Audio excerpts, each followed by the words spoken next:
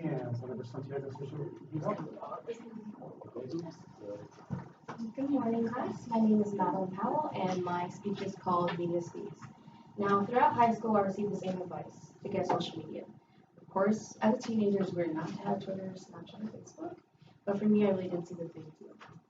Yes, you can keep in touch with someone, but are you really getting the most of what it's supposed to be? I personally prefer to get to know a person's whole persona, rather than labeling their personality through the typing of digital letters like it's all. Recently, the media has changed how people receive information and how they view the world. Yet, how about paying attention to the world around us? As a young adult, I know social media is the popular norm, and I've been personally affected by it. Therefore, the media affects the way in which people communicate. So I'll first discuss the realities of people using the media.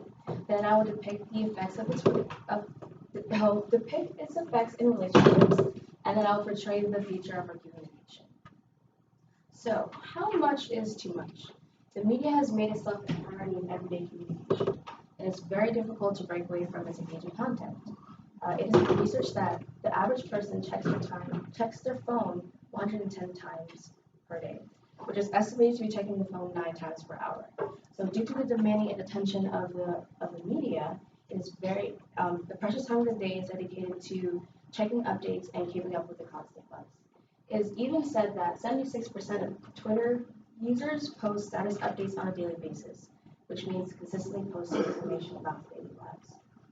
So again, this is taking time away from interacting with others and creating something great out of a simple conversation. So why do people commit so much time to the media? Today, there's so many different types of media that fulfill the wants and needs of people. According to a Washington Post article, written by authors Cindy Ward and Rick Mays, which was created on October 15th of 2015. Many complaints were expressed when two Twitter accounts of the most popular sports sites were deactivated. And on these sports sites, people can instantly view replay videos. And one of these complaints came from the National Football League, NFL, in which they contested that millions of fans would not be able to instantly view these videos. Now, the instant panic when there's limited access to the media becomes an emergency, and it's very difficult to find an alternative to limited access to the media if people are so into it.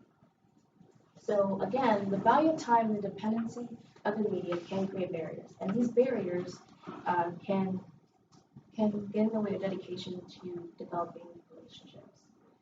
Now, the relationships we have among each other is essential to everyday living, but depending on how the media is used, it's not always the best way to ensure relationships.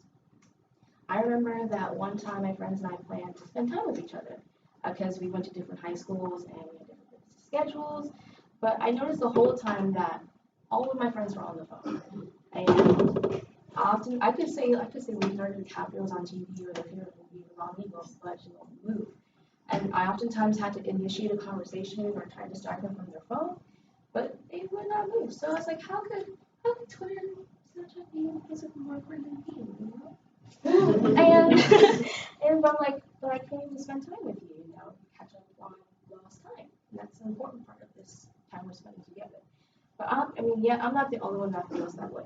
So in psychologist Sherry Turkle's TED Talk, which was created in February 2010, she discusses how technology changes who people are and how people are beginning to distance themselves from others.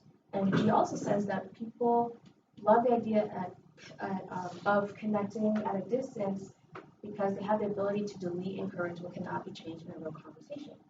So people are so secure in the media world that it becomes that security is not developed in relationships, which leads me to relationship maintenance. Now, it's very important that we feed these relationships we have on a daily basis, and in order for them to grow and to become stronger, so outside effects do not affect those bonds. For example, if a romantic couple just continues seeing each other, then the intimacy between them will not be the same. So just like there's supposed to be a future in our relationships, there's also supposed to be a future for our communication. Now, the future of our communication can be altered depending on how the media's main role. So just like relationships again, the media requires a commitment to ensure its natural process. And this process begins with talking to people face to face, interacting with them to explore and discover the similarities and our differences. So according to our Com 101 textbook, which was created for this class this year, it shows that Abraham Maslow's hierarchy of needs fulfills the essential elements in life, which includes psychological needs, safety, love and belonging, self-esteem, and self-actualization. Now, these essential elements are the driving force for us interacting with people on a daily basis. But people often forget that the media is only supposed to be a partial contribution to this fulfillment. And if the media becomes the main role, then it's really difficult to see the world in front. So again, the media affects the way in which people communicate, and this is shown through the realities of people using their phone and other devices. This is shown through its effects in relationships and the foreseen future of our communication. So my question is, so have you made someone smile today, or give them a hug, or comfort them? Because you will never know, you will never get that opportunity again. So my advice to you is to love every moment you have with the people around you and make the best out of each one. Thank you.